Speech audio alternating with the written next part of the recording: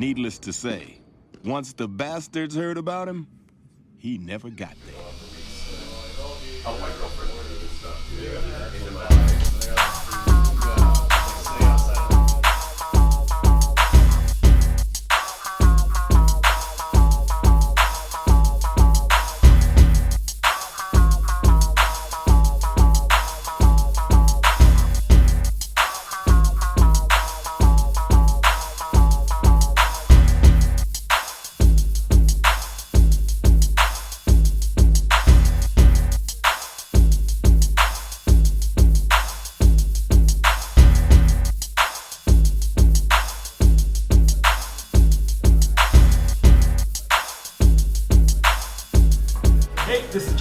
You're watching Bars and Bastards. Today we are in Nelson, BC with Jessie from the Windsor Barber and Salon.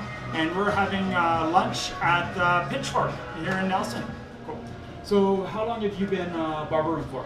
Approaching 10 in the industry, and yeah, I went to school in Vancouver at the London School, an aesthetics school. Before that I was cooking, and like yourself, not a chef, but working in a Lebanese restaurant for a long time, and that would make anybody quit and go be a barber. Especially. So how did you end up in Nelson?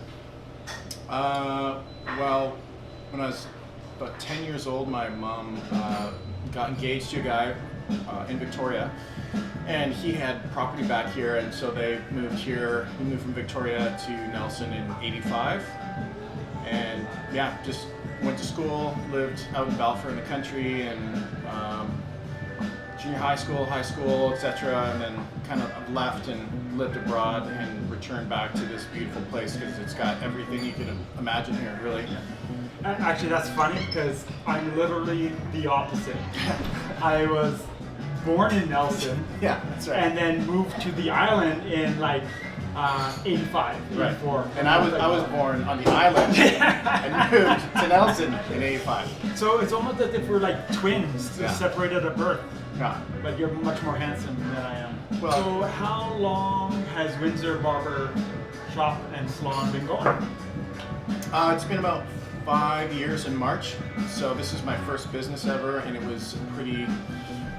I was just lucky enough that this is a town that, growing up in, I knew enough people that still lived here or came back here that were happy to support me in my trade, and it had like, I had an idea of what kind of aesthetic and what kind of feel I wanted for a barbershop, and working at other places in Vancouver and other establishments, it was good, but it wasn't like a representation of myself or how I kind of envisioned a barbershop looking, where you could like give someone a nice hot towel shave or a nice haircut, and just kind of like feel like you're kind of going back in time a little bit. Like look at that. That is literally a hard-on routine. Check that bad boy. Yeah. And then here we have the avocado and toast. Avocado and toast. With this is going to be amazing. I have no drive, but can relate. Yeah. But when I found hairdressing, that was my creative medium. Like I've always loved art, but everybody drew better than me, or they were better sculptors or whatever. But when I found hair, that was my medium, and it's like that was just everything for 5 years. Like I slept it, I drank it, I fucked it, right? Which is the advantage of when you're a heterosexual male hairdresser. It's definitely a bonus. But but if you're like a gay barber, yeah, like that, just there's definitely I know some. Yeah, you got some small communities like this. Guys watch Brokeback Mountain a lot. This haircut we got right here, ever gets out, we're done, man. We're done. It's over. That'd be hilarious. Oh man. So we just finished off annihilated. Yeah, and drinks, and it was amazing. Yeah, happy? Good. Yeah. Like Nelson has just been a blast. It's like, I know. It's like the island. We don't want people to know. like just how good it is. Because people with money come and they just fuck everything up for everybody else. So I'm gonna. So thank you so much for having lunch with me today and checking things out. I'm planning on checking out Kaslo tomorrow. What's the name of the brewery? Angry Hen. Angry Hen. Yep. Okay, yeah. So I've heard some really nice stuff. Actually, that's what I'm drinking right now. So. Yeah. Okay, so I was really fortunate that we have Andy LaCouf. And Andy, who are you again? I'm one of the owners of the Angry Hen. What does Angry Hen bring to the microbrewery scene in BC? Well, we're one of the newer ones. We've been here a year and a half. Actually, I don't know, with the way it's going in the scene, maybe we're not newer anymore. Opened in December 2017. And So how did you guys end up choosing on Kaslo? Because it's, a bit on the, off the beaten path.